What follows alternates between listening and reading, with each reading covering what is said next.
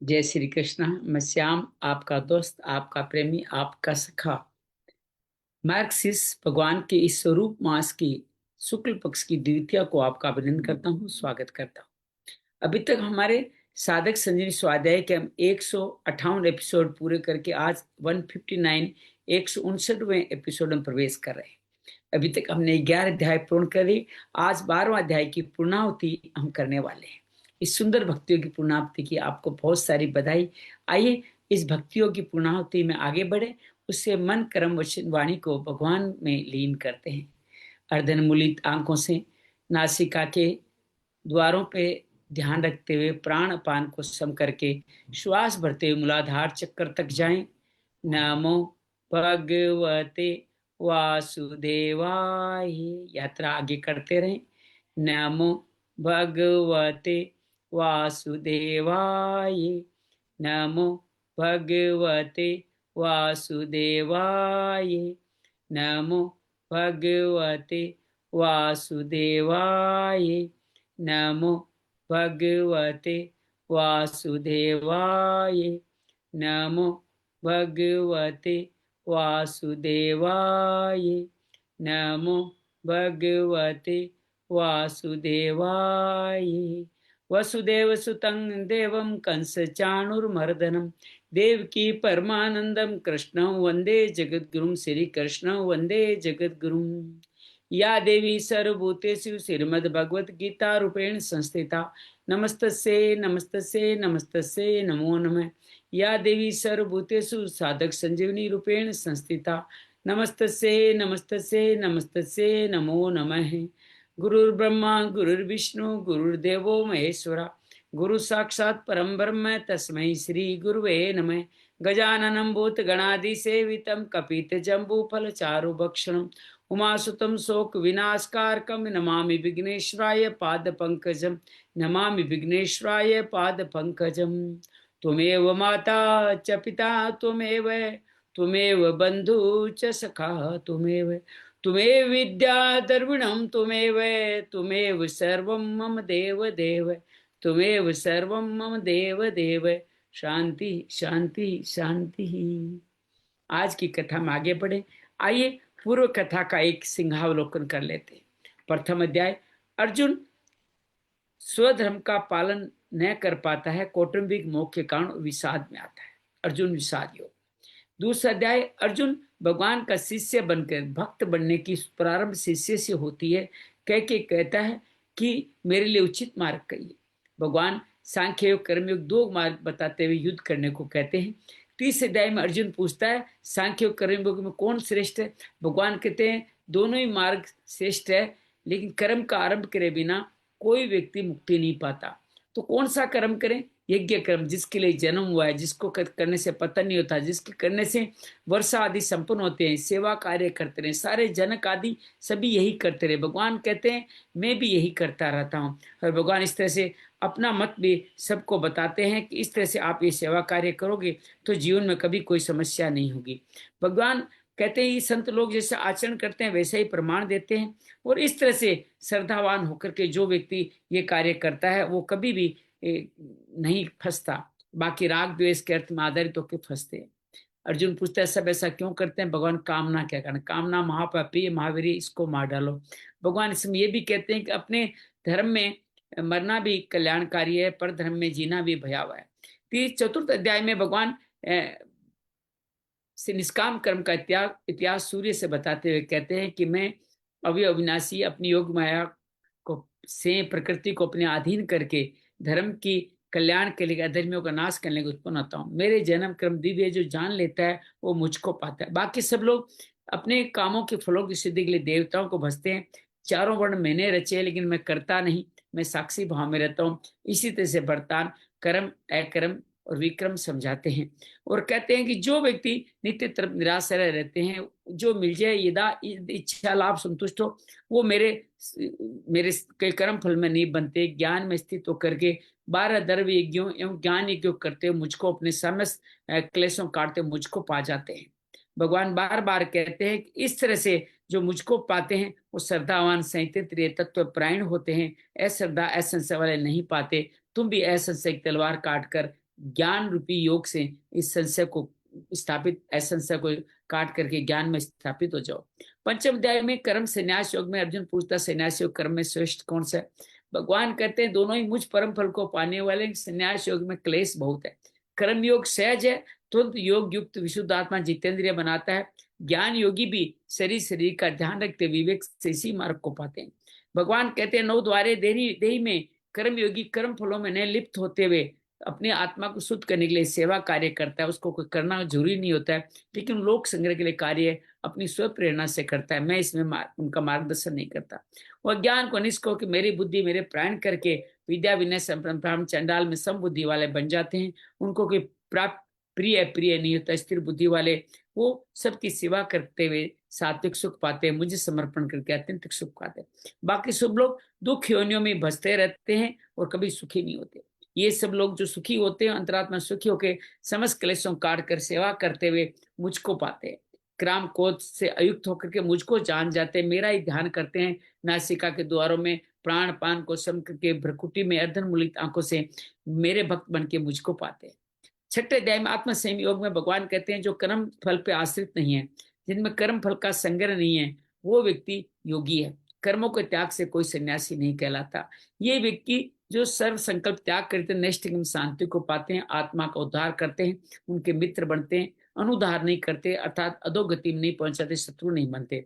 वो ज्ञान विज्ञान संपन्न कुटस्थ जितेंद्रिय होते हैं और इस तरह से वो हार पराजय जीत हार हानि लाभ सुख दुख प्रतिकूल अनुकूल प्रतिकूल में संभाव रखते हैं। स्वयं मित्र वेरी उदासीन मध्यस्थ द्वेष रखने वाले पापाचारी और साधु में भी समदर्शी होते हैं।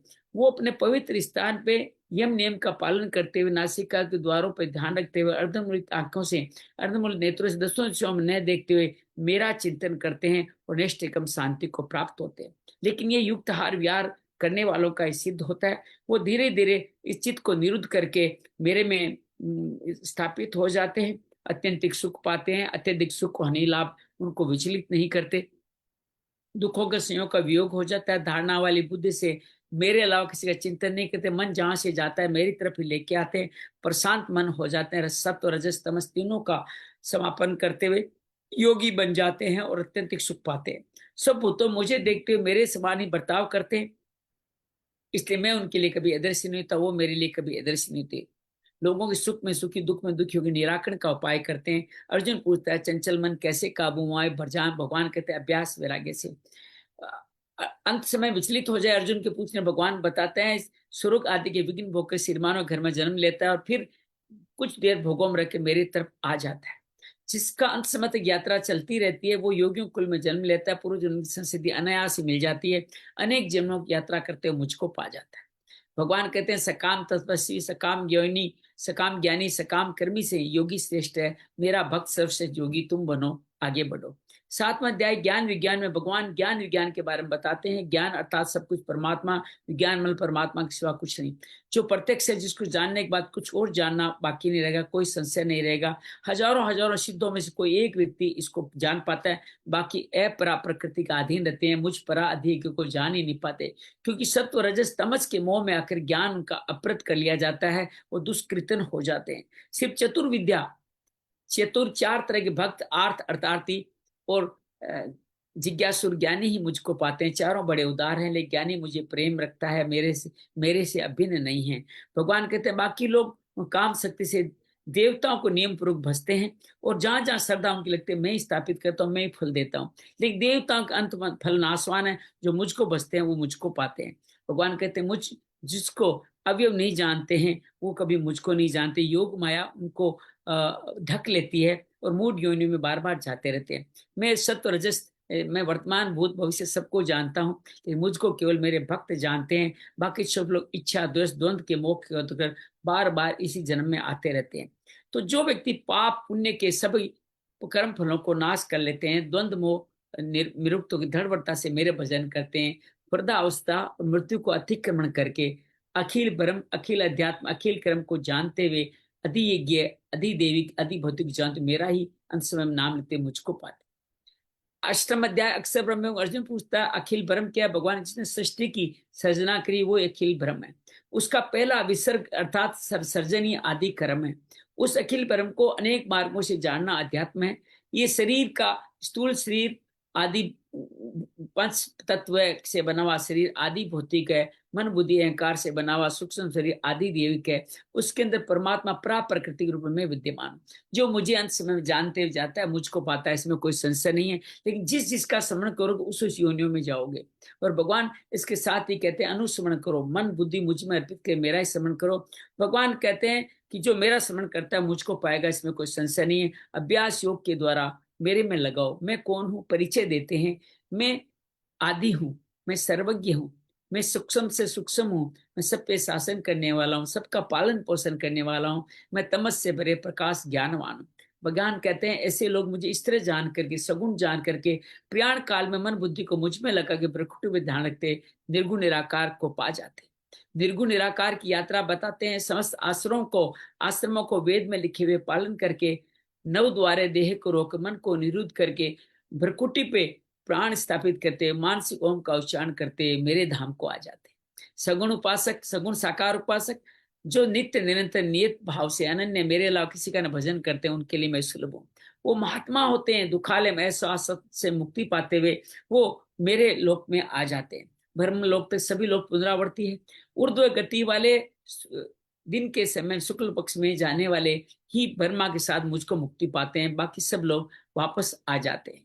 भगवान कहते हैं इन दोनों गतियों को जानने वाला कभी मोहित नहीं होता।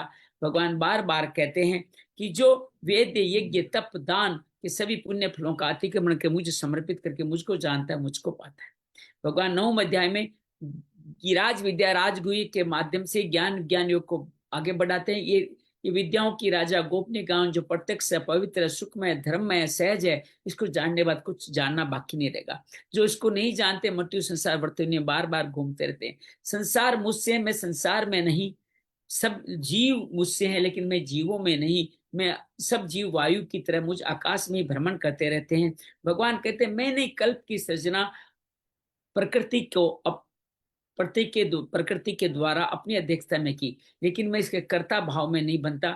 जो मुझे अवयव को नहीं जानते, मेरी अवज्ञा करते हैं, वो मोग आशा, मोग कर्माण, मोग ज्ञान, अविवेक के माध्यम से आसुरी राक्षसी मोहिनी संपत्ति के मोहित होकर दुष्कृतन कार्य करते। महात्मा देवी संपत्ति के आश्रित होकर मुझको बसते, मुझ अवयव को जानते और लगातार मेरा कीर्तन करते हैं, नमस्कार करते हैं, पूजन करते हैं, दृढ़वर्ती होकर के मेरी उपासना नित्य करते हैं। कोई ज्ञान यज्ञ से, कोई कर्म यज्ञ से करता है, क्योंकि मैं सबका धाता, पिता मैं, कर्ता, जगत पिता मैं ही हूँ। मैं यज्ञ हूँ, मैं ही हवन हूँ, मैं ही सामग्री हूँ, मैं ही घृत हूँ, मैं ही मंत्र हूँ, मैं तीनों वेद में हूँ, मैं गति हूँ, प्रधान हूँ, साक्षी हूँ, प्रभु हूँ, प्रलय हूँ, अनादि बीज भी मैं ही हूँ। भगवान इस तरह से बार बार कहते हैं मैं ही सूर्य के में तप करके अन्न और जल को पवित्र करके वर्षा करता हूँ। मैं अमृत हूँ, मैं मृत्यु हूँ, मैं सत्य हूँ, मैं असत हूँ। बाकी श्लोक तीनों वेदों में लिखे हुए स्वर्ग के लिए पुण्य कमाते हैं और विशेष समय स्वर्ग लोक में रख करके पुण्य क्षीण होकर वापस धरती लोक पे आ जाते हैं। जो देवताओं को भजते हैं वो मेरा ही भजन करते हैं, लेकिन अविधि पूर्वक करते हैं। लेकिन जो मेरा भजन करते हैं उनका योग क्षेम वहां मैं देखता हूँ, क्योंकि मैं सब यज्ञों का भोक्ता प्रभु मैं हूँ। जो मुझे ऐसा नहीं जानते उनका पतन हो जाता है। देवताओं भजने वाले देव लोग मुझको भजने वाले मेरे लोग जाते हैं। तो मेरा भजन सहज है। पत्रम पुष्पम फलम त्वयम, जो भी श्रद्धा से मैं समर्पण करते हैं मैं स्वीकार करता हूँ। जो सब करो क्रिया करो, जो प्रसाद लो, यज्ञ दान तप सब मुझको समर्पण करते हैं। उनको शुभ अशुभ सभी फलों से मुक्त करते हुए मैं मोक्ष प्रदान करता हूँ। मेरे लिए कोई अप्रिय नहीं। दुराचारी से दुराचारी व्यक्ति भी मेरा भजन करने से चले तो महात्मा धर्मात्मा हो जाता है। पाप योनि हो, शूद्र, वैश्य, स्त्री, क्षत्रिय और ब्राह्मण तो मेरा भजन करने पार पाया जाएगा। मेरा भजन करो, मेरे नमस्कार करो, मेरे में आसीन हो, मित्र परायण हो जाओ। 9वें अध्याय के बाद 10वें अध्याय भगवान अपनी विभूतियों को ज्ञान विज्ञान योग की ही क्रम को आगे जारी रखते हैं और कहते हैं तुम्हारे हित की कामना से मैं परम प्रिय वचन कहूंगा। मेरे आदि परलोक को, मेरे जन्म को महर्षि और देवता भी नहीं जानते। जो मुझको इस तरह से नहीं जानते वो जो जानते हैं असमूढ़ होते हैं और मृत्यु पाप से मुक्त हो जाते हैं। अपनी 20 सिद्धियों के बारे में बताते हैं। विभूतियों को बुद्धि, ज्ञान, सत्य, दम, सम, सुख दुख, भाव अभाव, भय अभय, अहिंसा, समता, तुष्टि, तप, दान, ये सब भाव मुझसे। 4 सनकादि, 7 सप्तऋषि, 12 मनुओं की प्रजा मुझसे ही है। जो मेरी विभूतियों के तत्व से जान जाता है, मेरी कृपा से युक्त हो जाता है, जो मेरे पर्व पर्वों को जानता है, उसको मैं अपने में समान्वित कर देता हूँ। कैसे प्रार्थना करें? मच्चिता मदगत प्राणा, मेरे में चित्त लगाए, मेरे प्रण बोध तक कथ्यंत है, मेरी कथाओं का श्रवण कथन करें, संतोष और प्रेम धन पा जाओगे। जो लगातार नित्य प्रीतिपूर्वक मेरा भजन करता है, उन समता वाला बुद्धि योग प्रदान करता हूँ।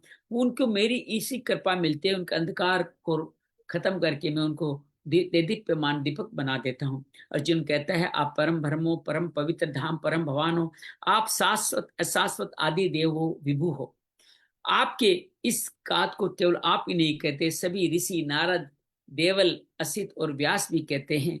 और भगवान कहते हैं आपकी इन विभूतियों को देवता दानव भी आपके इस प्रभु प्रलय को नहीं जानते। सोम आप ही पुरुषोत्तम अपने आप को जानते हैं, क्योंकि आप ही भूत पावन भूतेश देव देव जगतपति पुरुषोत्तम है। आपकी विभूतियों को से ही पूरा संसार व्याप्त है। आपकी विधियों विधियों के बारे में मैं कैसे विभूतियों का चिंतन करूं, किन किन भावों से चिंतन करूं? आप ही अपनी विभूतियों को विस्तार से कह दीजिए, मेरे सुनते हुए तृप्ति नहीं हुई। भगवान कहते हैं मेरी विभूति अनंत में। संक्षेप में कहूंगा, सभी लोगों का आदि मध्य अंत में हूँ, सभी के अंदर स्थापित मैं ही उनकी चेतना में हूँ। मैं विष्णु हूँ, मैं सूर्य हूँ, मैं मरुत का तेज हूँ, मैं चंद्र हूँ, मैं साम वेद हूँ, मैं इंद्र हूँ, मैं मन हूँ, मैं चेतना हूँ, मैं शंकर हूँ, मैं कुबेर हूँ, मैं वसुओं में पावक हूँ, मैं सुमेरु हूँ, मैं बृहस्पति हूँ, मैं कार्तिकेय हूँ, मैं जलाशय हूँ, समुद्र हूँ, मैं भृगु हूँ, मैं ओम हूँ, मैं जप यज्ञ हूँ, मैं हिमालय हूँ, मैं पीपल हूँ, मैं देव ऋषि नारद हूँ, मैं चित्ररथ हूँ, और मैं ही सिद्ध कपिल हूँ। भगवान कहते हैं समुद्र मंथन में वासुकी, कामधेनु, एरावत और उच्च सर्वा भी मैं ही हूँ। मैं ही समस्त लोग प्रजा का राजा भी मैं ही हूँ। मैं ही आयुधों में वज्र में हूँ और कामना से आधारित कामदेव भी मैं हूँ। अनंत नाग में हूँ, वरुण में हूँ, अरियमा में हूँ, यमराज में हूँ, प्रहलाद में हूँ, काल में हूँ, सिंह में हूँ, गरुड़ में हूँ, पवन में हूँ, राम में हूँ, मकर में हूँ अर्थात मगर में हूँ, गंगा नदी भी में हूँ। सबका आदि मंत्र अंत अध्यात्म विद्यावाद भी में हूँ। अक्षरों में द्वंद आकार द्वंद समास, सबका काल, सभी का धारण पोषण करने वाला, मृत्यु को हरने वाला, सबका उद्भव करने वाला, स्त्री जाति के 7 गुण कीर्ति, श्री, वाक, धरती, क्षमा, मेघा, स्मृति सब में हूँ। व्रत साम में हूँ, गायत्री मंत्र में हूँ, मार्गशीर्ष में हूँ, बसंत ऋतु में हूँ, छल करने वालों में जुआ में हूँ, तेजस्वियों का तेज में हूँ, जय करने वालों की जय में हूँ, सात्विकों का सत्व में हूँ। ऋषिवंशियों में श्री कृष्ण में हूँ, पांडवों में धनंजय में हूँ, व्यास में हूँ, शंकराचार्य में हूँ, दंडो नीति में हूँ, विजय नीति में हूँ, मौन गोपनीय भावों का मौन में हूँ, ज्ञान मानो सभी भूतों का आदि बीज में हूँ। मेरे बिना ये चराचर जगत नहीं होने वाला। मेरी विभूतियों कितना कहूँ, जो भी विशेष वस्तु है, जो प्रतिष्ठित है, जो ऊर्जावान है, जो बलवान है, कांतिवान है, सब मुझसे हैं, सब मेरे एक अंश से ही व्याप्त है। इससे ज्यादा क्या कहूँ, समस्त ब्रह्मांड मेरे किसी एक अंश से ही व्याप्त है। 11वें अध्याय में अर्जुन कहता है मेरे पे आप अनुग्रह मद अनुग्रह मुझ में करके मेरे को जो आपने वचन कहे हैं उनको सुन कर मेरा मोह नष्ट हो गया है। भगवान को कहते हैं आपके इस भूत भविष्य के अपने आप को जैसा आप कहते हैं, जैसा आप परस्पर जैसा आप बताना चाहते हैं अवयव को, यह कमल नयन वो अद्भुत है। और आपके इस स्वरूप जैसा है, मैं आपकी स्वरूप समुद्र रूप को देखना चाहता हूँ। अगर मेरे द्वारा देखना सक्षम है, साक्ष्य है, तो कृपया मुझे रूप दिखा दीजिए। और जो भगवान कहते हैं मेरे अनेक वर्णों वाले इस अनेक रूप को तुम देखो। भगवान कहते हैं मेरे अंदर आप 12 आदित्य, 11 रुद्र देखो, 2 शून्य कुमार, मरुत 49 देखो, और आश्चर्य से सब कुछ देखो। जो पूरे समझ सरासर जगत को मुझ में देखो। जो देखना चाहता है वो देखो, लेकिन तुम इस चरम चक्षुओं से मुझे नहीं देख पाओगे, इसलिए तुम मेरे को, मैं तुम्हें दिव्य चक्षु प्रदान करता हूँ जिससे तुम देख लोगे। संजय कहते हैं इस तरह से योगेश्वर कृष्ण ने अर्जुन को विराट रूप दिखाया। और विराट रूप देख के क्या देखा, अनेक मुख है, अनेक नेत्र है, अनेक अद्भुत दर्शन है, साथ में अनेक तरह की दिव्य आभूषण है, मालाएं हैं, वस्त्र है, आयुध है, और कुमकुम और चंदन का लेप लगा के आप महाराज विद्यमान है। संजय कहते हैं हजारों सूर्यों का प्रकाश भी आपके दिव्य प्रकाश की बराबरी नहीं कर सकता। सब देवों को, देव के एक शरीर को, अनेक शरीर विभाग जगत को अर्जुन देखता है। अर्जुन देख करके रोमांचित होकर हाथ जोड़ करके ये प्रार्थना करता है कि आपके शरीर में संपूर्ण देवताओं को, संपूर्ण प्राणी समुदाय को, ब्रह्मा विष्णु महेश, संपूर्ण महर्षियों, संपूर्ण सर्पों को मैं देख पा रहा हूँ। भगवान की बार बार प्रार्थना करते करते हे ईश्वर, आपके अनेक बाहु वक्त नेत्रम है, अनेक हाथ, पेट, मुख, नेत्रों वाला, अनंत रूपों वाला देख रहा हूँ, लेकिन आपके आदि मध्य अंत को मैं नहीं देख पा रहा हूँ। आप किरीटधारी भी हैं, शंख चक्र गदा पद्मधारी तेज की राशि हैं, प्रकाशवान है, कांति वाले नेत्रों द्वारा देखने वाले, न देखने में संभव अपरिमेय अपरिमित भी आप ही है। आप जानने के परम अक्षर, आप संपूर्ण विश्व के परम आश्रय, सनातन धर्म के रक्षक है, आप स्वयं अविनाशी सनातन पुरुष है, ऐसा मैं मानता हूँ। आपको आद्य मध्य से अंत से रहित, अनंत प्रभावशाली, अनंत भुजाओं वाले, चंद्र सूर्य जैसे दो नेत्रों वाले अपने तेज संसार को तपाते हुए देख रहा हूं। आप संपूर्ण दिशाएं एक आपसे ही परिपूर्ण है, स्वर्ग और पृथ्वी के बीच का अंतरकाल आपसे ही भरा हुआ है। इस अद्भुत उग्र रूप को देखकर तीनों लोग व्यथित हो रहे हैं। तीनों लोग की वेद तक बात बताते हैं, समस्त देवता भी भयभीत होकर नमस्कार करते हो आपके मुख में प्रवेश करें, समस्त सिद्ध आपकी मां की मंगल कामना स्तुति कर रहे हैं। भगवान कहते हैं, अर्जुन कहते हैं मैं आपने 11 रुद्र 12 आते जो पहले दिखाना चाहते अब देखा है, 8 वसु 12 साध्यगण 10 विश्वदेव 2 सुनिकरार मरुत 49 गरम गरम भोजन करने वाले 7 पितृगणता गंधर्व ससुर सिद्ध के चकित होकर आपको देखते हुए देख रहा हूँ। आपके बहुत मुख और नेत्रों वाले, बहुत बुजुर्ग जंगा वाले, बहुत उधरों वाले और बहुत विकराल दाढ़ों वाले रूप को देखकर सब प्राणी व्यथित हो रहा है, मैं भी व्यथित हो रहा हूँ। ये दिव्य देवदीप्यमान अनेक वर्ण, आप आकाश को स्पर्श करें, आपका मुख फैला हुआ, आपका नित्य प्रदीप विशाल है, आपको देख मैं भयभीत अंतरकरण धीरे शांति को नहीं पा रहा हूँ। दंष्टा करालानी, आपके प्रलय काल के अग्नि के समान इस प्रज्वलित और दाढ़ों के भयानक रूप मुखों के मुझे दिशाओं का ज्ञान नहीं रहे, मैं शांति नहीं प्राप्त कर रहा हूँ। हे जगन निवास, आप प्रसन्न हो जाइए। हमारे पक्ष के मुख्य मुख्य योद्धाओं के साथ भीष्म, द्रोण, करण, सभी राजा समुदाय आपके मुख में प्रवेश कर रहे हैं। आपके धर्षराष्ट्र के पुत्र तो आपके विकराल दाढ़ों के भयंकर मुखों में फंसे हुए हैं, चूर्ण हो रहे हैं, कई तो दांतों में फंसे हुए भी दिखाई दे रहे हैं।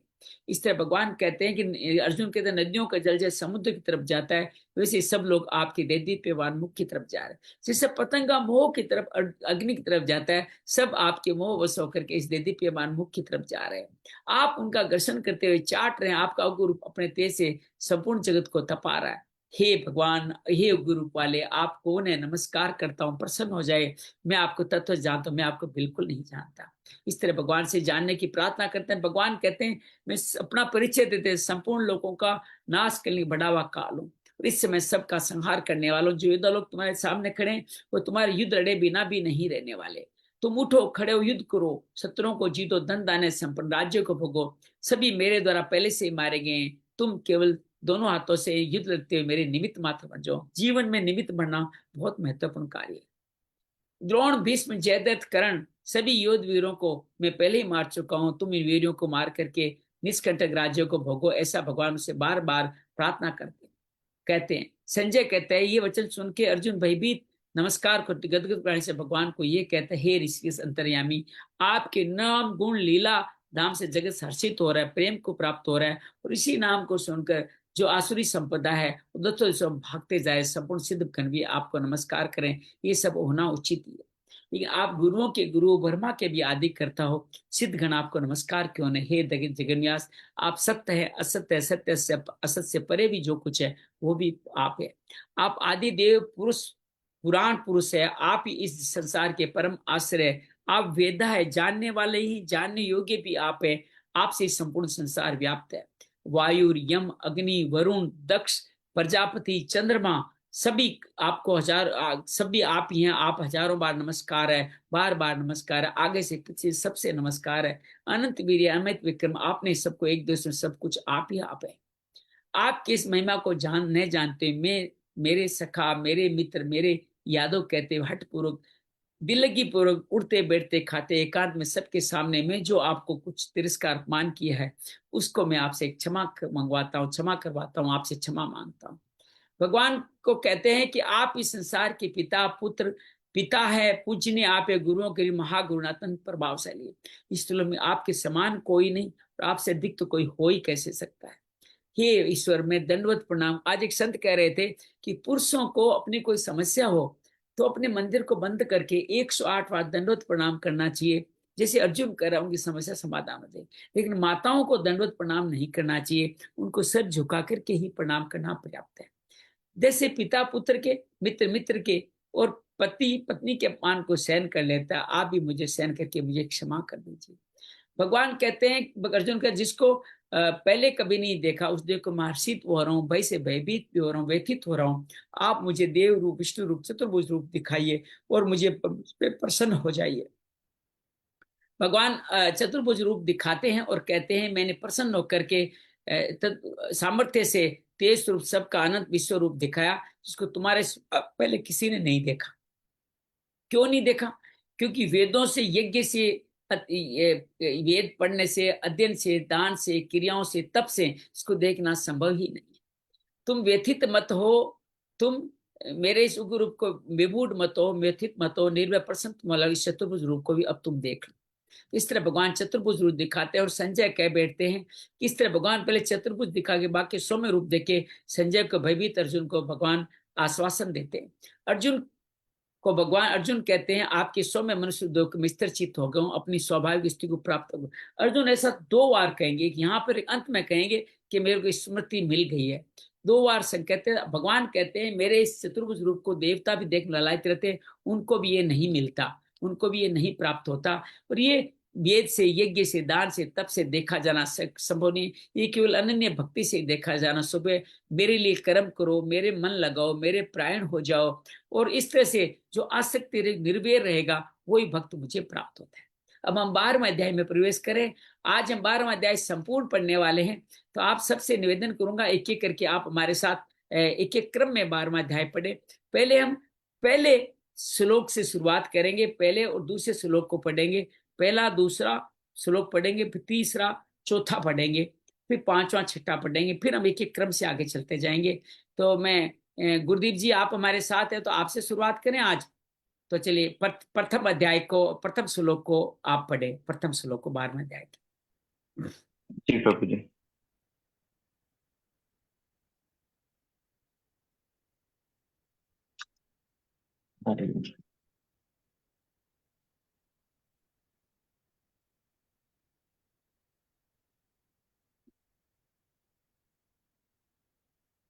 हरिओम। ओम श्री परमात्मने नमः। अथ द्वादशोऽध्यायः। अर्जुन उवाच एवं सततयुक्ता ये भक्तास्त्वां पर्युपासते ये चाप्यक्षरमव्यक्तं तेषां के योगवित्तमाः। अर्जुन कहता है कि जो अनन्य भक्ति बताए हैं वो भक्त और जो निर्गुण निराकार ज्ञानी सन्यासी भक्त है, इन दोनों में श्रेष्ठ कौन है? दूसरा श्लोक पढ़ते हैं। हाँ, मैं ऐसा अर्जुन आगे गुरुदीप जी दूसरा श्लोक पढ़े। श्री भगवान उवाच मय्यावेश्य मनो ये मां नित्ययुक्ता उपासते श्रद्धया परयोपेतास्ते मे युक्ततमा मताः। भगवान कहते हैं मुझको नित्य निरंतर श्रद्धा भाव से मेरी उपासना करने वाले, तीन पहचान नित्य निरंतर श्रद्धा उपासना करने वाले, मेरे सगुण साकार की उपासना करते हैं, वो मेरे हिसाब से, मेरे मत में सर्वश्रेष्ठ योगी। तीसरे और चौथे श्लोक को हम लोग एक साथ पढ़ते हैं, जिसमें भगवान निर्गुण निराकार की समस्त भावों को हमारे सामने रखते हैं। तो अर्जुन गुरुदीप जी यहाँ तक आप निर्गुण निराकार तक हमारे साथ ले, तीसरा चौथा श्लोक आप दोनों पढ़ दीजिए। ये तव्यक्षर्म निर्देश्यम अव्यक्तम पर्युपासते सर्वत्र गम चिंतञ्च कूटस्थमतलं ध्रुवम् सन्नियम्येन्द्रियग्रामं सर्वत्र समबुद्धयः ते प्राप्नुवन्ति मामेव सर्वभूतहिते एक और रताः। पढ़ दीजिए, वो भी निर्गुण निराकार का है, वो और पढ़ दीजिए। 3 श्लोक निर्गुण निराकार के, छठे तक पढ़ लीजिए। क्लेशोऽधिकतरस्तेषाम् अव्यक्तासक्तचेतसाम् अव्यक्ता हि गतिर्दुःखम् देहवद्भिर्व्याप्यते। भगवान इनमें निर्गुण निराकार का पूरा वर्णन करते हैं, निर्गुण निराकार साधक की आवश्यकताओं को बताते हैं।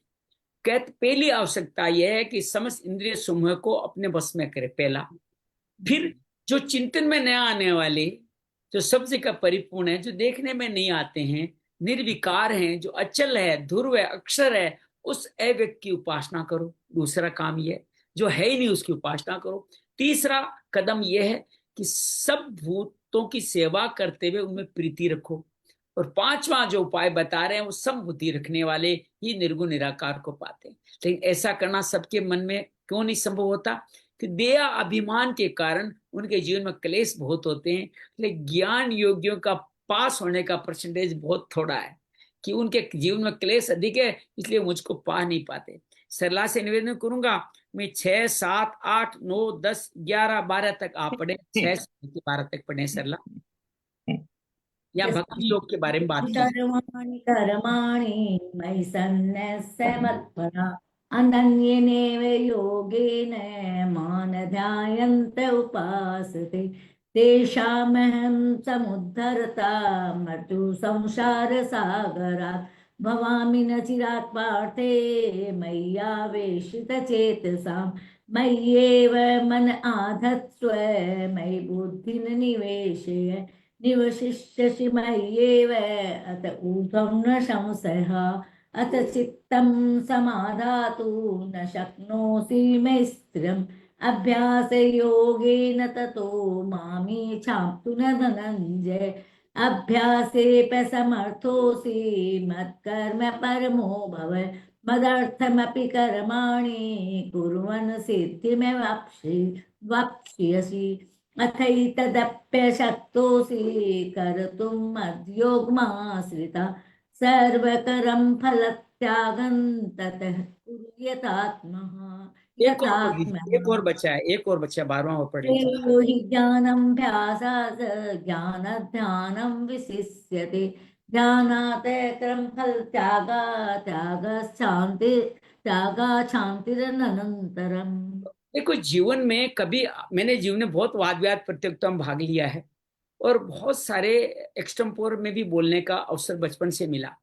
मैं आपको कहना चाहूँ, जब भी आप कभी भी रखो, दूसरे के मत का भी सम्मान करो, दूसरे के मत की भी व्याख्या करो, उसके मत की अच्छी सी बातें खुद बताओ, फिर अच्छी अच्छी बातों को खुद अपने मतों से उनका आप संदेह दूर करो, अर्थात उनको काट भी सकते हो और अपना मत को सर्वश्रेष्ठ भी बता सकते हो। भगवान यही करते हैं, पहले अपना मत बताते हैं। वाद विवाद प्रतियोगिता तरीका, पहले अपना मत बताओ कि जो मैं कह रहा हूं वो श्रेष्ठ है, अर्थात मेरा मत यह है कि भक्ति योगी श्रेष्ठ है। फिर दूसरे का मत बताते हैं, अर्थात ज्ञान योगी का पूरा वर्णन, उसकी आवश्यकता बताते हैं, और फिर उसमें क्लेश बड़े ये बताते हैं। फिर अपने मत पे आ जाते हैं, फिर अपने मूल मैटर पे आते हैं और कहते हैं जो संपूर्ण कर्मों को मेरे अर्पण करके, मेरे प्रायण होकर के अनन्य योग से मेरा ध्यान उपासना करते हैं, उनको क्या मिलता है फल। फिर फल बताते हैं, मेरा करोगे तो ये मिलेगा, अपना मत का। उनको मैं, ऐसे भक्तों को मैं मृत्यु संसार सागर से उद्धार करने वाला बन जाता हूं, अर्थात उनको मोक्ष प्रदान करता हूं। तो 2 में अपना पूरा सार दे दिया। अब इसका अपनी बातों का अगला विस्तार करते हैं। 4 तरह के अपने भक्तों के बारे में बताते हैं। पहला है समर्पण योग, अर्थात मेरे में मन बुद्धि को मेरे में स्थापित कर, तू फिर मेरे में ही निवास करेगा, उसमें संशय रहेगा। हमारा मन ही हमें भटकाता है विषयों की तरफ, बुद्धि है जो कामना में लगा देती है। तो अगर इसको भगवान में लगा देंगे तो कल्याण हो जाएगा, इसमें कोई संशय नहीं। ये है समर्पण योग। फिर कहते हैं कि समर्पण योग भी तुम्हें अगर सहज नहीं लग रहा है तो अभ्यास कर। अभ्यास कैसे करे? तुम ज्ञान का कर, निष्काम कर्म का कर, मंत्र का कर, जप का कर, लय का कर, ये किसी भी तरह का अभ्यास। अभ्यास के 3 ही मंत्र है, लंबे समय निरंतर श्रद्धा पूर्वक तू मेरा अभ्यास कर, तू मुक्ति को प्राप्त हो जाएगा। तो इस तरह से अपने तो अभ्यास योग के द्वारा मेरी प्राप्ति की इच्छा कर। और अगले श्लोक में अभ्यास योग के बाद में मेरे लिए कर्म करने को कहते हैं। कर्म योग का एक भाग रखते हैं कि अभ्यास योग में अपने को समर्थ नहीं पाता तो मेरे लिए कर्म करने के प्रायण हो जा, अर्थात मेरी नौकरी में आ जा और मेरे लिए कर्मों करता हो तो सिद्धि को प्राप्त हो जाएगा। नौकरी में तनख्वाह क्या देंगे, आपको सिद्धि प्रदान करेंगे अगर भगवान के लिए कर्म करोगे तो। और फिर चौथा भाव और देते हैं जिसको गीता में सर्वश्रेष्ठ कहा गया, त्याग का भाव, कर्म फल त्याग का भाव। चौथे सूत्र में कहते हैं अगर तू मेरे लिए शास्त्र ये करने में भी तेरे को असमर्थ नहीं कर पा रहा है, सब यत्न पूर्वक प्रयत्न पूर्वक सभी कर्मों के फलों का त्याग कर दे। तो इस तरह से चार भाव कहते हैं। और 12वें अध्याय श्लोक में क्या करते हैं, इन चारों की तुलना करते हैं कि भगवान तीनों में तो कहा तो मुझको पाएगा, सर्व कर्म फल त्याग में ऐसा नहीं कहा। तो कोई मन में संशय नहीं जाए कर्म फल के त्याग से भगवान मिलेगी नहीं मिलेगी, तो भगवान को सबसे ऊंचाई पे बिठा देते हैं कि अभ्यास योग जो बताया उससे ज्ञान योग श्रेष्ठ है। क्योंकि अभ्यास किस तरफ किया जाए, अभ्यास आतंकवादी भी करते हैं लेकिन ज्ञानी व्यक्ति सही दिशा में अभ्यास करता है। तो अभ्यास में ज्ञान योग में अभ्यास भी शामिल है, यूं भी समझ लीजिए। और ज्ञान से ध्यान, ध्यान बिना ज्ञान के नहीं करता, ध्यान अभ्यास का भी स्वरूप है। तो ध्यान में ज्ञान और अभ्यास दोनों शामिल है। और भगवान कहते हैं इन तीनों जिसमें शामिल है वो सब कर्म फलों का त्याग। सर्व परिकल्पता में अहम भाव हट गया तो अभ्यास पूरा हो गया। ज्ञान अहम शरीर का भेद मिट गया तो आपका ज्ञान शामिल हो गया। और आप भगवान का ही ध्यान करते हैं, उन्हीं सब में भगवत अर्पण करते हैं तो आप कर्म फल की इच्छा का त्याग हो गया। और इनसे फल क्या मिलेगा, परम शांति की प्राप्त हो जाएगी। तो चौथे मार्ग को सर्वश्रेष्ठ बता दिया। अब भगवान अपने 39 अपने बताते हैं भक्त के लक्षणों को। तो अंजलि से निवेदन करूंगा 12वें से लेकर 19वें तक आप पढ़े और 39 भक्त के लक्षणों को हमारे सामने रखें। 39 पहले 4 में 6 पर 3 में 5 अंजलि अनम्यूट करें अपने आप को। जय श्री कृष्ण। अद्वेष्टा सर्वभूतानां मैत्रः करुण एव च निर्ममो निरहङ्कारः समदुःखसुखक्षमी सन्तुष्टः सततं योगी यतात्मा दृढनिश्चयः मय्यर्पितमनो बुद्धिर्यो मद्भक्तः स मे प्रियः यस्मान्नो द्विजते लोको लोकान्नो द्विजते च यः हर्षामर्षभयोद्वेगैर्मुक्तो यः स च मे प्रियः अनपेक्षः शुचिर्दक्षः उदासीनो गतव्यथः सर्वारम्भ परित्यागी यो मद्भक्तः स मे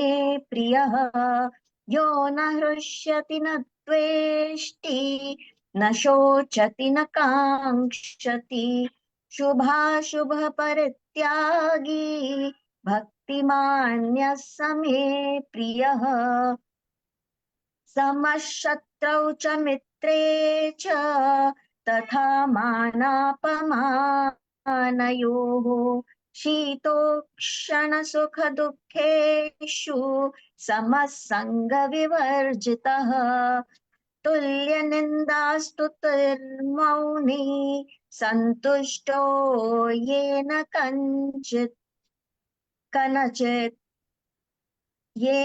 केनचित् अनिकेतस्य रमतेर्भक्तिमान् मे प्रियो नरः ये तु धर्म्यामृतमिदानि यथोक्तं पर्युपासते श्रद्धधानापमत्परमा भक्तास्तेतीव मे प्रियाः। जय श्री कृष्ण। भगवान 39 श्लोक इन गुणों को 13वें श्लोक से शुरू करते हैं। 13, 14, 15, 16 में 6 देते हैं, 17, 18, 19 में 5 देते हैं और 20वें में इसका उपसंहार समापन करते हैं। पहला गुण क्या है उनमें, सर्वभूतों में अद्वेष्टा, द्वेष भाव से रहित होता है। दूसरा मैत्री, तीसरा दयालु, चौथा ममता रहित, 5वां अहंकार रहित, 6वां सुख दुख की प्राप्ति में सम, 7वां क्षमाशील, 8वां निरंतर संतुष्ट, 9वां योगी, 10वां शरीर को वश में किया वाला, फिर दृढ़ निश्चय वाला, और फिर मुझ में बारवां, मुझे मन बुद्धि अर्पित करने वाला मेरा भक्त, वह मुझे बहुत प्रिय है। तो इन 12 को भगवान एक साथ मैं प्रियम लेते हैं। तो 12 का एक, वैसे 6 का है, लेकिन आप गौर करके देखेंगे तो पहले 6 में मैं प्रिय नहीं आया है। इसका मतलब इनको जोड़े में पढ़ना चाहिए, 12 के बाद में ही मैं प्रिय आया है। फिर अगले 16-17 फिर 6 श्लोक भगवान कहने वाले हैं। वो श्लोक भी बड़े अद्भुत गुण भगवत के बताते हैं, और देखने में आता है कि सब बार एक ही बात कह रहे हैं, हर एक काल हर व्यक्ति के अनुकूल बात लग जाए, कोई इसमें बाकी नहीं बचे। इसलिए भगवान इन्हीं बातों को अलग अलग तरीके से, अलग अलग भावों से कहते हैं। अनपेक्ष सुचिर दक्ष, अर्थात जो अपेक्षा से रहित, पहला। बाहर भीतर से पवित्र हो। दूसरा, चतुर, चतुर का तात्पर्य भगवान को पाने का लालसा हो। भगवान को पाना ही सबसे बड़ी चतुरता है।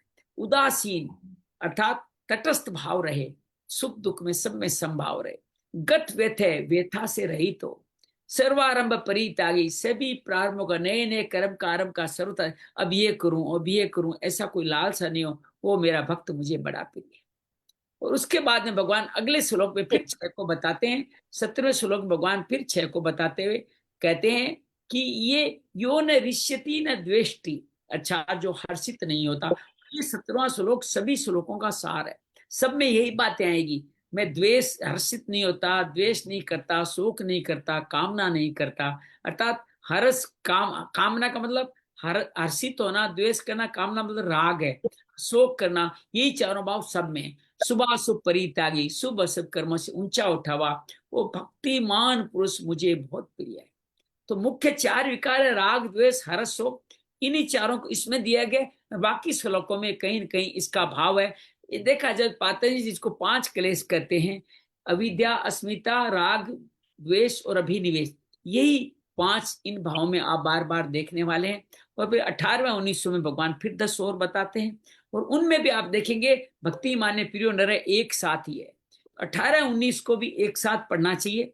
जो शत्रु मित्र तथा मान अपमान में सम है, शत्रु भी उसके समान है, मित्र भी समान है, मान अपमान में सम है। शीत उक्षण, यह शरीर की अनुकूलता प्रतिकूलता की बात हो रही है। सुख दुख, मन बुद्धि की अनुकूलता प्रतिकूलता की बात हो रही है। में समय आसक्ति रहित है, जो निंदा स्तुति को समान समझने वाला मौनी है, अर्थात मननशील है, जो किसी भी प्रकार से यथा इच्छा लाभ जो संतुष्ट मिल जाए उसमें संतुष्ट रहता है। शरीर का निर्वाह होने में कुछ नई डिमांड रोज नहीं करता। शरीर में ममता की आसक्ति है। वो स्थिर बुद्धि वाला, जो मकान के रहने के स्थान में भी कोई आसक्ति है, अनिकेत है। वो जो स्थिर मिति, स्थिर बुद्धि वाला भक्त, भक्तिमान मनुष्य मुझे बहुत प्रिय है। इस तरह 39 गुण भगवान भक्तों के बताते हैं। और 20वें श्लोक में इसी बात को संपूर्ण करते हुए भगवान 20वां श्लोक हमारे सामने रखते हैं, जो पूरे 19 श्लोक का मुख्य भाव है, सारांश है, फल है। और भगवान इसके अंदर कहते हैं, ये तु धर्म्यामृतमिदं यथोक्तम पर्युपासते श्रद्धानां मत परमा भक्तास्तेवतीव में प्रियः। तू जो मुझ में श्रद्धा रखने वाले मेरे प्राण भक्त इस धर्म में अमृत का जैसा कहा है वैसा भली भांति सेवन करते हैं, वो मुझे अत्यंत प्रिय है। इन 39 का भली भांति सेवक रखने वाले साधक मुझे बहुत प्रिय है। ये तू, या ये पद से भगवान उन साधक भक्तों का संकेत दिया गया है जो अभी सिद्ध भक्त नहीं बने। और भगवान कहते युक्त तमा पहले बताया, उस सगुण उपासना साधक बताए, उस प्रसंग का उपसंगार करते हैं। ये परम श्रद्धालु भगवत प्राण साधकों के लिए ये शब्द आया है। सिद्ध भक्तों के लक्षणों को आदर्श मानकर जो आगे बढ़ते हैं, तू पद का प्रयोग भी भगवान ने इनको सिद्ध भक्तों से अलग करने के लिए कहा है, कि भगवान को सिद्ध भक्तों की अपेक्षा साधक भक्त, हमारे जैसे साधक भक्त भगवान को विशेष प्रिय है। श्रद्धाना, भगवत प्राप्ति हो जाने के कारण सिद्ध भक्तों के लक्षण में श्रद्धा की बात नहीं आई। सिद्ध भक्तों में श्रद्धा मिली, भगवान मिल गया, श्रद्धा की क्या जरूरत है। लेकिन श्रद्धाना शब्द किस लिए आएगा? जो अभी भक्त नहीं बने हैं उनके लिए श्रद्धाना शब्द आएगा। जब तक नित्य प्रद भगवान का अनुभव नहीं होता तभी तक श्रद्धा की जरूरत होती है। इस पद को श्रद्धालु साधक भक्तों का ही वाचक मानना चाहिए। ये पूरा श्लोक ही साधक भक्तों के लिए, जो भक्त बन चुके उनके लिए नहीं है। भक्त सिद्ध भक्तों की पहचान तो आगे बता दी, और क्या उनके अनुसार आप चलो, और जो उनके अनुसार चलने वाला है उसको साधक भक्त का है। भगवान के धर्म में अमृत में उपदेश जो भगवान में 13 से 19 श्लोक तक कहे हैं, उनके उद्देश्य को अपने में उतारने की चेष्टा करते हैं, वो है साधक भक्त। यदि भक्ति के साधन में श्रद्धा और प्रेम और ज्ञान के साधन में विवेक का महत्व होता है, इसे ये नहीं समझना चाहिए भक्ति के साधन में विवेक का और साधन में श्रद्धा का महत्व नहीं है। वास्तव में श्रद्धा और विवेक की सभी साधनों में बड़ी आवश्यकता है। विवेक होने से भक्ति साधन में तेजी आती है। शास्त्र और परम तत्व में श्रद्धा होने से ज्ञान साधन का पालक हो जाता है। भक्ति और ज्ञान दोनों ही साधनों में श्रद्धा और विवेक आवश्यक है। मत परमा, ये शब्द बार बार मत परमा मत कर्मो कई बार आया। तो भगवान ये कहते हैं साधक भक्तों का सिद्ध भक्तों में अत्यंत पूज्य भाव हो, उनकी सिद्ध भक्तों के गुणों में श्रेष्ठ बुद्धि होते हैं, अतः उन गुणों को आदर्श मानकर आदर उसका अनुसरण करने के लिए भगवान के परायण होते हैं। अब जो सिद्ध भक्तों के लक्षण जो ऑलरेडी पढ़ाई कर चुके हैं, उस पढ़ाई को हमें पढ़ना है तो उनके द्वारा लिखी पुस्तकों को पढ़ना पड़ेगा। और उनको पढ़ने से आपको क्या अनुसरण कर क्या करोगे, क्या मिलेगा? भगवान के परायण हो जाओगे। इस प्रकार भगवान का चिंतित करने से, भगवान पर निर्भर करने से सारे गुण स्वतः ही आ जाते। ये लाइन अंडरलाइन कर लीजिए। भगवान का चिंतन करने से, भगवान पर ही निर्भर रहने से भगवान के गुण स्वतः ही आ जाते हैं। इन गुणों के लिए प्रयास नहीं करना, बस आपको दो भाग करना है, भगवान का चिंतन करना है, भगवान के गुणों का चिंतन करना है, भगवान पर निर्भर रहना है। भगवान ने 11 अध्याय 55 श्लोक मत परम पद से, इसी 12वें अध्याय के 6 श्लोक मत परापद से अपने परायण होने के बाद विशेष रूप से मई सन्निस्य मत परा, अंत में पुनः उसी बात को इस श्लोक मत परमापद से कहा है। सिद्ध होता है भक्तियों की भगवत पूर्णता मुख्यतः भगवत प्रायण अर्थात भगवान के प्रायण होने से भगवत कृपा से अपने आप साधन होता है और विघ्नों का नाश होता है। धर्म्या या 3 शब्द है, धर्म अमृत इदम, धर्म्या अमृतम इदम यथोक्तम।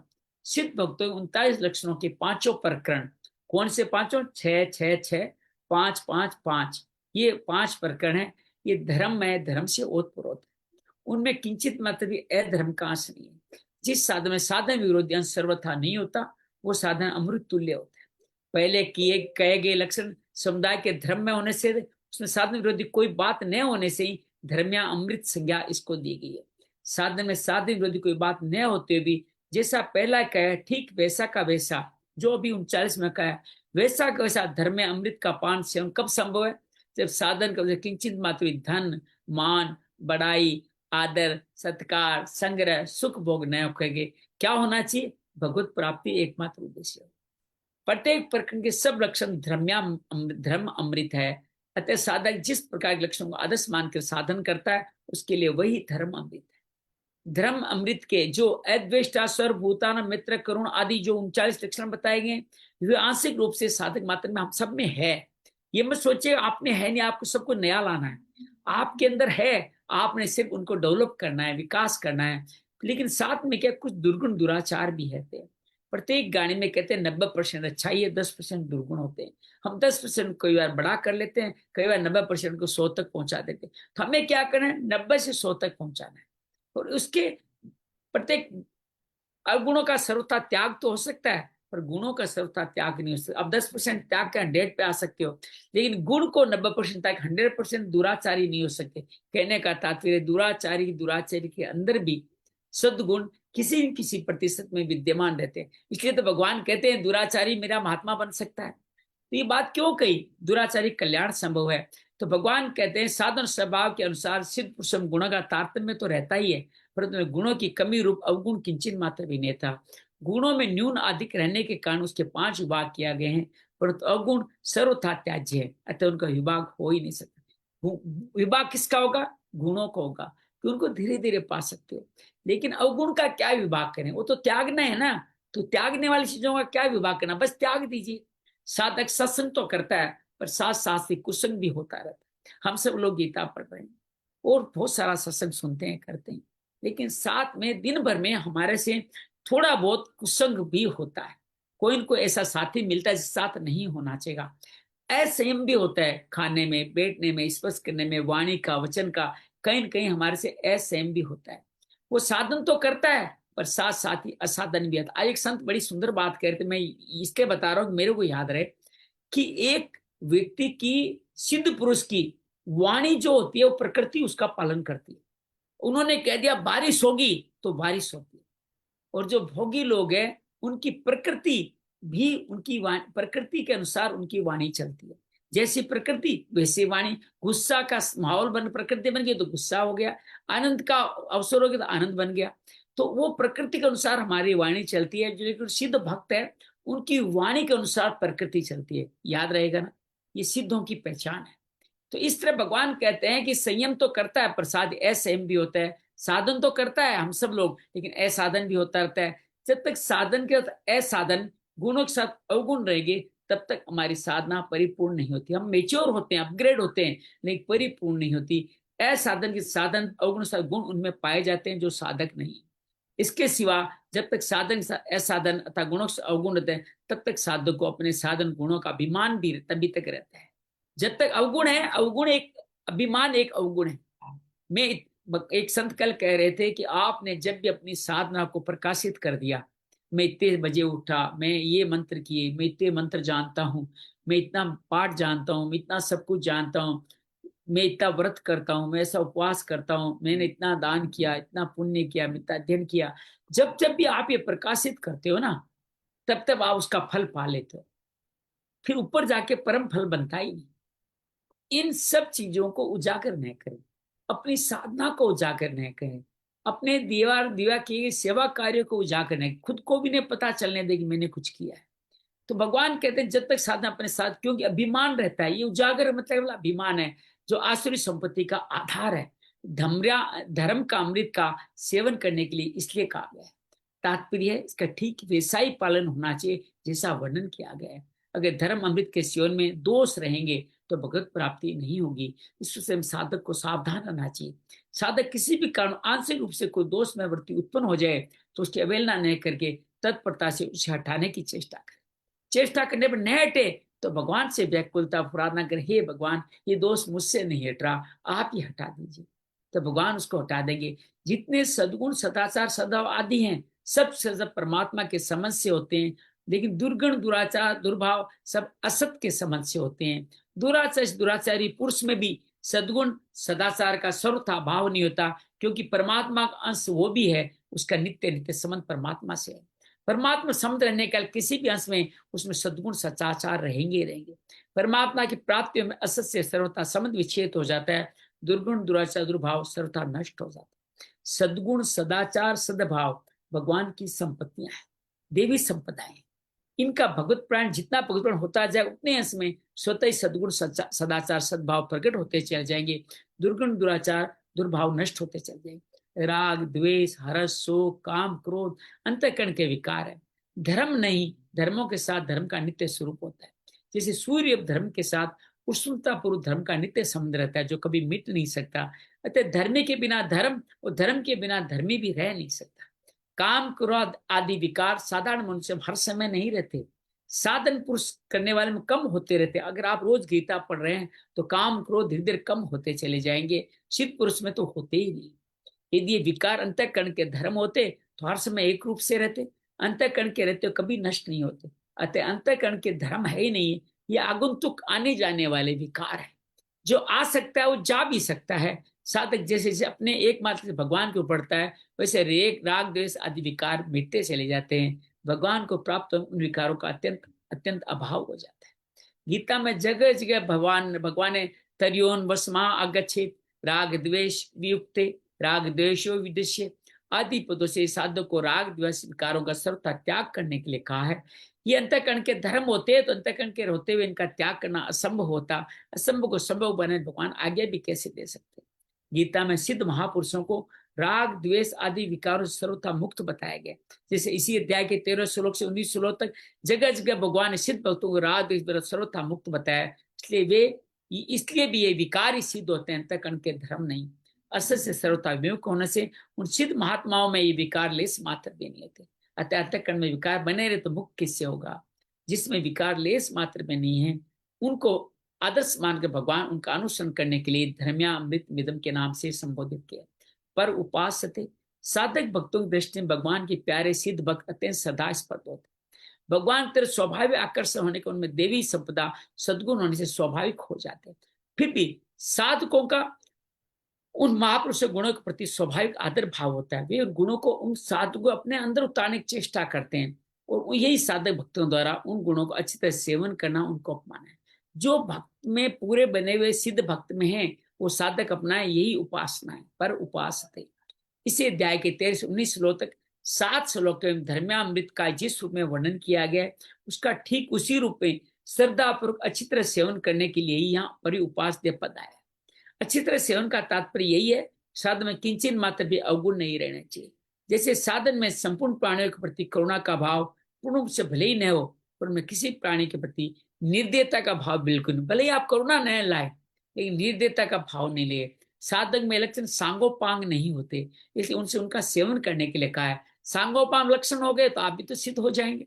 साधक में भगवत प्राप्ति तीव्र उत्कंठा व्याकुलता होने पर उनके अवगुण अपने आप नष्ट हो जाते। कैसे नष्ट होंगे हमारे अवगुण? भगवत प्राप्ति तीव्र उत्कंठा, भगवान का वियोग क्यों है, ये व्याकुलता रहे। उत्कंठा और व्याकुलता अवगुणों को खा जाती है। भगवान के मिलने की उत्कंठा और व्याकुलता अवगुणों को खा जाती है। साधन अपने आप होने लग जाता है, भगवत प्राप्ति जल्दी और सुगमता से हो जाती है। भक्तास्ते अतीव में प्रिया, भक्ति मार्ग चलने वाले भगवत साधकों के लिए भक्ता पद प्रयुक्त हुआ है। भगवान ने 11वें अध्याय के 53वें श्लोक में वेद अध्ययन, तप, ध्यान, यज्ञ आदि से दर्शन की दुर्लभता बताकर 54वें श्लोक में अनन्य भक्ति द्वारा दर्शन की सुलभता का वर्णन किया था। फिर 55वें श्लोक में भक्त के लक्षणों के रूप में अनन्य भक्ति के स्वरूप का वर्णन किया। इस पर अर्जुन ने यह प्रश्न किया, सगुण साकार के उपासना निर्गुण निराकार उपासना में श्रेष्ठ कौन है? भगवान ने दूसरे श्लोक में इस प्रश्न के उत्तर में उन साधकों को श्रेष्ठ बताया जो भगवान मन लगाकर श्रद्धा पर उपासना करते हैं। यहाँ उपसंगार में उन्हीं साधनों के लिए भक्ता पद आया है, जिसको अनन्य भक्ति में 55 में कहा, और दूसरे श्लोक में ही भगवान ने जिनको श्रेष्ठ बताया उनकी बात है। इन साधक तो भगवान आपको अत्यंत प्रिय बताते हैं, सिद्ध भक्तों को प्रिय बताते हैं और साधकों को अत्यंत प्रिय बताते हैं। ये बात नोट करने लायक है। गुरुदेव जी अंजलि सलाह भगवान को अत्यंत प्रिय है, ये बात ध्यान रखिएगा। सिद्ध भक्तों को तत्व का अनुभव भगवत प्राप्ति हो चुकी है। साधक भक्त भगवत प्राप्ति न होने पर श्रद्धा पर भगवान के प्राण होते हैं, इसलिए भगवान को अत्यंत प्रिय होते हैं। सिद्ध भक्त भगवान के बड़े पुत्र के समान है। मोरे पोड तनय समज्ञानी, जो प्रौढ़ है वो ज्ञानी है, लेकिन साधक भक्त भगवान के छोटे बोध बालक, क्या कहते हैं? बालक सुत समदास अमानी, जो अभी तक मुझे जान नहीं सके वो बालक की तरह है। छोटे बालक स्वाभाविक सबको प्रिय होते हैं, इसलिए भगवान को हमारे जैसे साधक अत्यंत प्रिय है। सिद्ध भक्त को तो भगवान अपने प्रत्यक्ष देख अपने ऋण मुक्त मान लेते हैं, पर साधक भक्त को प्रत्यक्ष दर्शन नहीं मिलने पर भी सरल विश्वास पूर्वक एक बात भगवान के आश्रितों की भक्ति करते हैं। अतः उनको अभी तक प्रत्यक्ष दर्शन न देने के कारण भगवान अपने को उनका ऋणी मानते हैं और इसलिए उनको अपना अत्यंत प्रिय करते हैं। पूरे श्लोक का, पूरी गीता का इस बार में देखा सार यह है, कर्तव्य को धर्म कहते हैं। जो धर्म से विचलित इधर उधर नहीं होता उसको धर्म्य कहते हैं। सब कुछ भगवान ही है, इसके सिवा दूसरा कोई सिद्धांत है नहीं, इसलिए धर्म्य है। कौन? 9वें अध्याय का दूसरा श्लोक। श्रद्धा साधक में होती है, सिद्ध में श्रद्धा नहीं होती। उनका प्रत्युत अनुभव होता है, उसके अनुभव में एक परमात्मा सब कुछ होता है नहीं, सब कुछ परमात्मा ही है, तो श्रद्धा क्या करें? साधक दृष्टि में दूसरी सत्ता रहती है, सगुण होता है, वो उसकी उपासना करता है, परि उपास्य अपना जीवन जैसा बनाता है उसका भाव रहता है। भगवान से कुछ है तो वो भी भगवान की ही लीला है। दूसरी सत्ता की मान्यता होते भी साधक भगवान के प्राण रहता है और भगवान के सिवा उनके कोई प्रेम किससे कर ही नहीं पाता। भगवान को अत्यंत प्यारा होता है। जब तक उसको सब कुछ भगवान ही है इसका अनुभव नहीं होता, तब तक भगवान उसके ऋणी होते हैं। श्रीमद् भागवत में भी जो अंजलि तुम उद्धव गीता पढ़ रही हो, उस 11वें स्कंद के 29वें अध्याय के 17वें श्लोक में कहा गया है, यावत् सर्वेषु भूतेषु मद्भावो न उपजायते तावदेव उपासित वांग मन कार्यवृत्तिभिः। जब तक संपूर्ण प्राण मेरा भाव अर्थात सब कुछ परमात्मा ही है ऐसा वास्तविक भाव न होने लगे, तब तक इस प्रकार मन वाणी शरीर सभी वृत्तियों से मेरी उपासना करते हैं। मन वाणी वचन से मेरी उपासना कर, जब तक सब कुछ परमात्मा ऐसा भाव आप में नहीं होता ना, तब तक उपासना करते हैं। फिर इसी में 18वें श्लोक में कहते हैं, इसी अध्याय में, सर्व परमात्मं तस्या विद्या आत्म मनीषिया परिपश्यनु परमेत सर्वतो मुक्त संशय। पूर्वक साधन करने वाला भक्त का सब कुछ परमात्मा स्वरूप ही ऐसा निश्चय हो जाता है। फिर ब्रह्म विद्या द्वारा संसारी तक सब जगह परमात्मा को भली भांति देखता हुआ उपराम हो जाए, अर्थात सब कुछ परमात्मा ही है, ये चिंतन भी नेरे प्रस्तुत है, साक्षात परमात्मा ही दिखने लगे। जब सब में परमात्मा ये देखना पहली कड़ी है, फिर आपको ये भी देखने की जरूरत नहीं है कि फिर आप हर जगह परमात्मा दिखने लग जाएं। जैसे अंजलि की दादी सास को दिखते थे, जैसे मेरी नानी को दिखते थे, उनको सब जगह परमात्मा ही दिखने लग जाते। ओम तत्सदिति श्रीमद् भगवद गीतासु उपनिषत्सु ब्रह्म विद्यायां योग शास्त्रे श्री कृष्णार्जुन समाजे भक्ति योगो नाम द्वादशोऽध्याय। श्री कृष्णार्पणमस्तु। हरिये नमः, हरिये नमः, हरिये नमः। तो इस प्रकार भगवान ने इस पूरे भगवत भक्ति का भक्तों के लक्षण बताए हैं। इस अध्याय का उपक्रम उपसंहारी भगवत की उक्ति सेवा है। केवल तीसरे, चौथे, पांचवें श्लोक में ज्ञान का वर्णन किया गया है, वो भी भक्ति और ज्ञान की तुलना करने के लिए, भक्ति को श्रेष्ठ बताने के लिए इस अध्याय का नाम भक्ति योग कहा गया है। इसमें सिर्फ 3 वाच है। पहले अर्जुन वाच, अध्याय में 3 अर्जुन वाच, आदि पदों के 4 श्लोक के 244, पुष्पिका के 13 पद है, संपूर्ण पदों का योग 264 है। द्वादश अध्याय के 7 अर्जुन वाच, आदि पत्रों के 13 श्लोकों के 647, पुष्पिका के 43 अक्षर है। इस प्रकार संपूर्ण अक्षरों का योग 705 है। इस अध्याय में 2 ही वाच आते हैं, एक बार अर्जुन वाच प्रथम श्लोक में, फिर लगातार भगवान बोलते हैं। केवल यहाँ नहीं बोलेंगे, 13वां अध्याय भी भगवान ही बोलेंगे। 14वां अध्याय के भी जब तक गुणातीत का बात नहीं है तब तक भगवान ही बोलने वाले। अर्जुन गुणातीत का सवाल पूछेगा तब तक भगवान ही बोलने वाले। तो ये 12वां का एक से बाद वाले जो 19 श्लोक है, और 13वें अध्याय के सारे श्लोक, 14-20 श्लोक, ये सब मिला के 72 के करीब श्लोक बनते हैं। ये बहुत अद्भुत है। इस अध्याय के 20 श्लोक में, 9वें श्लोक में, इस तरह से हम इस भाग को हम लोग पूरा करते हैं। अगला अध्याय क्षेत्र क्षेत्र के योग कल शुरू करेंगे, जो और अद्भुत गहराई में हम भक्तों को लेके जाएगा। तो आप सबका अनुरोध है, आप सबको बहुत सारा अभिवादन है। अंजलि, आपसे शुरुआत करते हैं। अंतिम श्लोक तो पढ़ा ही रखा है आपने, तो दोबारा पढ़ना चाहे दोबारा पढ़े, नहीं तो उसका भावार्थ हमारे सामने रखें। जी एक चीज पूछनी है। अभी युद्ध भूमि में भगवान ने अर्जुन को तो उसके कर्म की तरफ ध्यान देने के लिए ये सारी बातें अर्जुन को बताई, भक्ति योग, ज्ञान योग, कर्म योग, सब चीजों के बारे में। उद्धव को उन्होंने क्यों बताया ये सब? अरे उद्धव उनके बचपन से भक्त थे। उद्धव बचपन में कहते हैं, श्रीमद् भागवत कहते हैं, बचपन से ही, मैंने कल भी बताया था कि भगवान के उतरे कपड़े पहनते थे, खाना तक भूल जाते थे भगवान की भक्ति में, और बाद में भगवान के मंत्री बन गए थे। जो द्वारकाधीश बने तो उद्धव भगवान के मंत्री थे, और उनको पता था समस्त यादव कुल का नाश होने वाला है, क्योंकि वो भगवान नहीं चाहते थे कि वो इतने बलशालियों के उपद्रव मचाए, लेकिन उद्धव का उस तरह का नाश नहीं चाहते थे। तो भगवान को जब बाण लग गया, तब भगवान ने उद्धव गीता उनको सुनाई और उनको कहा कि अब आप निवृत्ति के मार्ग पे चलाओ। प्रवृत्ति का मार्ग अर्जुन के लिए था, इसलिए उसको युद्ध करने की आज्ञा दी, और इसके लिए निवृत्ति का मार्ग अर्थात तो ज्ञान योगी था, भगवान का भक्त था, उसको बद्रिकाश्रम जाकर के नर नारायण की पवित्र भूमि में अपना भजन करने को कहा, और फिर उद्धव का वहां। तो उद्धव भक्त था, उद्धव भक्त था। ये क्या था? कर्मयोगी। अर्जुन को कर्मयोगी बनाना चाहते हैं कि उसके सामने स्वधर्म युद्ध करना था। वो क्षत्रिय था, तो स्वधर्म उसका युद्ध करना था। इस तरह से उसकी मुक्ति की बात की। तो दोनों ही भगवान के प्रेमी थे, लेकिन एक दोनों के रोल अलग अलग थे। एक व्यक्ति का रोल ज्ञान मार्ग की निवृत्ति का था, तो गुरुजी ने उसको कहा तू साइंस ले ले। एक व्यक्ति को कहा कि तू कॉमर्स ले ले। तो इससे अलग अलग जैसी जैसी योग्यता थी, गुरु उनको प्रगति का वो रास्ता बताते हैं।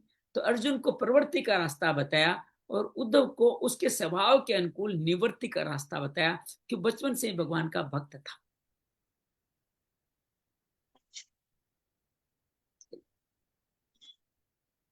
20वें श्लोक क्या सार की बात कही, हम सब बताएं।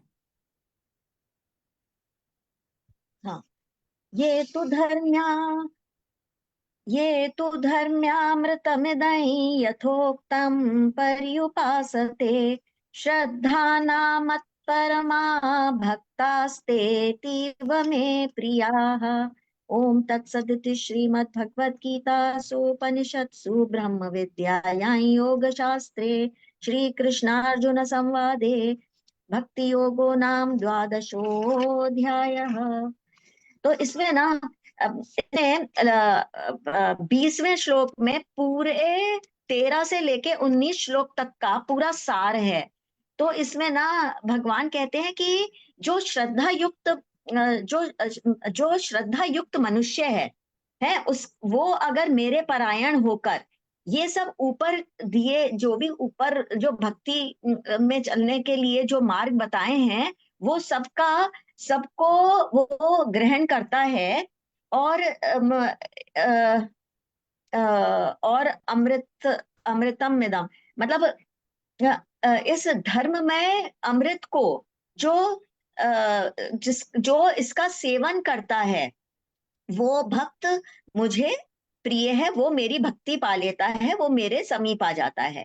तो इसमें भगवान ने बताया है कि जो मेरा मतलब सबके लिए, कि एक तो मेरा चिंतन करो, दूसरा मेरे गुणों का सेवन, और तीसरा मेरे में श्रद्धा भाव रखो, तो वो मेरे समीप आ जाएगा, मेरे पर्याय हो जाएगा। बहुत बढ़िया, बहुत बढ़िया। गुरुदेव जी, आप कुछ कहना चाहेंगे? इस 12वें अध्याय का समापन उपसंहार हो रहा है। भक्ति योग, भगवान हम सबको भक्त मानते हैं, साधक मानते हैं, तो कहते हैं तुम जो साधक भक्त जो कर चुके हैं वो सब श्रद्धा से करो। यही अमृत वचन है, धर्म में ही अमृत है। जी गुरुदेव जी। यहाँ पे जो धर्म में वर्ड भगवान श्री ने हमारे को बताया, इसका जो तात्पर्य है वो है कि जो मैं तुम्हारे को समय समय के ऊपर कर्तव्य जो कर्म दूं, उनको तुम कर्तव्य समझ के करो, वो तुम्हारे कर्तव्य कर्म, उसी को ही तुम अपना धर्म मानो। और पूर्ण श्रद्धा रखनी है, वही तीसरे अध्याय के स्टार्टिंग में जो कहा था, पूर्ण श्रद्धा भाव से आसक्ति रहित भली भांति सेवन करके, जो ये जो साधक होते हैं वो मुझे भक्त से भी अत्यंत प्रिय होते हैं। प्रभु जी, बस ये समझ में। बहुत बड़ी बात है। छोटा बालक माँ को प्रिय होता है, बड़ा बालक प्रौढ़ को इतना प्रिय नहीं करती। तो साधक भक्त क्या है? सिद्ध भक्त क्या है? प्रौढ़ है। जो हमारे जो साधक भक्त है, जिनमें थोड़े बहुत अवगुण बचे हुए हैं, किंचन मात्र भी, उनको कहा है कि इन साधक भक्त के इन अमृत में धर्म में मार्ग पे तुम चलो। चलो कैसे? इनकी उपासना करो। और उपासना का तरीका यही है कि दुर्गुण धीरे धीरे नाश होते चले जाएंगे। भगवान में श्रद्धा रखो, श्रद्धा रखोगे, भगवान का कुसंग भी छूटता चला जाएगा, दुर्गुण भ्रष्टि नहीं जाएगी, और फिर सब में परमात्मा दिखने लग जाएगा। और उससे आगे का जब सिद्धक बन जाओगे तो सब में परमात्मा देखने की जरूरत नहीं है, परमात्मा ही दिखने लग जाएंगे। तो ये बहुत अद्भुत है, ये सुंदर मार्ग जिसके बारे में भगवान ने बताया है। आइए ध्यान के माध्यम से इस अमृत वचन को समझने का प्रयास करें। आराम से विराजित हो जाए, चेहरे पे सुंदर सी मुस्कान स्थापित करें, नासिका के द्वारों पे ध्यान, ईश्वर का स्वरूप है प्राण शक्ति, उसके दर्शन करें।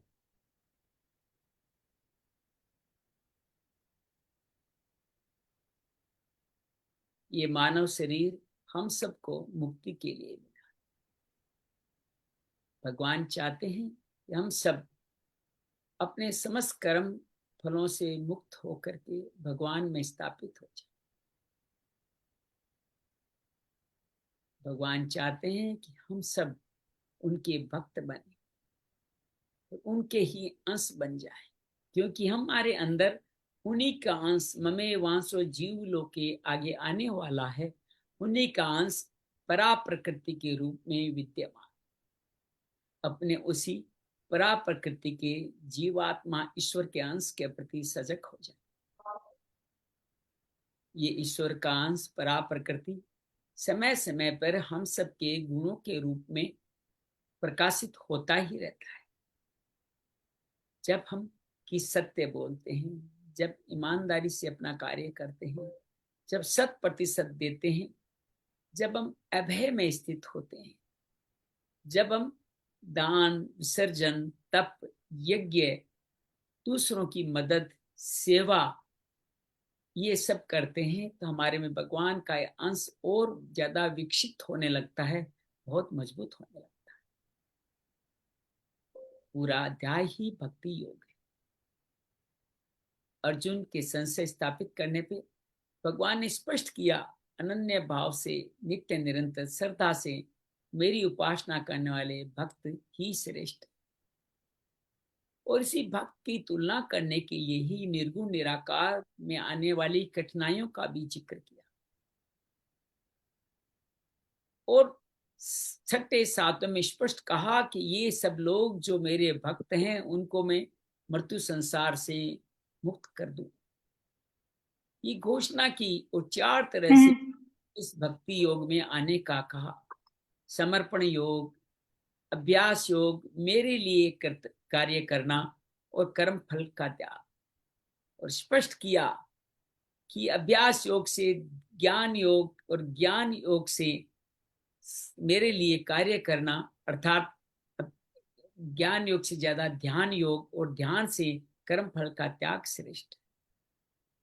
कर्म फल का त्याग श्रेष्ठ बताते हुए भगवान ने 39 अपने भक्त सिद्ध भक्तों के लक्षण हमारे लिए अमृत वचन के रूप में धर्म में रखे। ये तुम्हारा सिलेबस है। जो तुमसे आगे जो मुझ तक पहुंच पाए हैं उनके ये 39 स्टेप्स हैं। इन 39 स्टेप में से 6 के 4, 3, 5 के 7 प्रकरण बताए। किसी भी एक प्रकरण का भी आप अगर आप और हम उसका आस्वादन कर लेते हैं, जीवन में उतार लेते हैं, तो बाकी सारे गुण स्वतः ही आपकी तरफ आ जाते हैं। हम सबके जीवन में गुणों के साथ अवगुण भी होते हैं जो कुसंग से पूर्व जन्म के प्रारब्ध से आते रहते हैं। इन अवगुणों की संख्या बहुत कम होती है, गुण ज्यादा होते हैं। लेकिन अवगुणों के कारण ही हमारे गुणों का अभिमान होने से वो गुण भी हमारे लिए इतने फलीभूत नहीं होते। नहीं तो गुणों का काम जब ज्यादा है तो गुण ज्यादा है तो जल्दी हमें मुक्ति के रास्ते बढ़ना चाहिए था। लेकिन गुण के साथ अवगुण मिलके उन गुणों को भी नलिफाइड कर देते हैं, जो अभिमान, जो दुर्गुणों का, दुराचारी प्रवृत्तियों का आधार। आगे चल के भगवान बताएंगे कि अभिमान कैसे कामना, क्रोध और लोभ का कारण बनता है और नरक का द्वार बन जाता है। तो इन गुणों को हम विकसित करते रहें, वो होते ही रहेंगे। अवगुणों का अंधकार की तरह आधार नहीं है। अवगुणों को छोड़ा जा सकता है, गुणों को तो दुराचारी से दुराचारी व्यक्ति भी नहीं छोड़ सकता। तो इन सिद्ध भक्तों के 39 लक्षणों, जिससे मुख्य राग, द्वेष, हर्ष, शोक, अभिनिवेश, ये 5, जिसको अनिकेत नाम से, शुभाशुभ परित्यागी से, शुभारंभ परित्यागी के नाम से भगवान ने कहा है। राग द्वेष को समभाव से, सम दुख में समभाव से कहा है।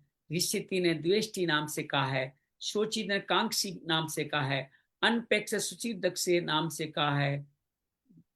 मौनी नाम से, मननशील के नाम से कहा है। सर्वत्र समभाव देखने के नाम से कहा है। ये सभी भाव हम सब में स्थापित हो, हमारी बुद्धि स्थिर हो, ये सारे गुण सिद्ध भक्तों के हैं। हम सब उसका आचरण करें, उनके पद चिन्हों पे चलें।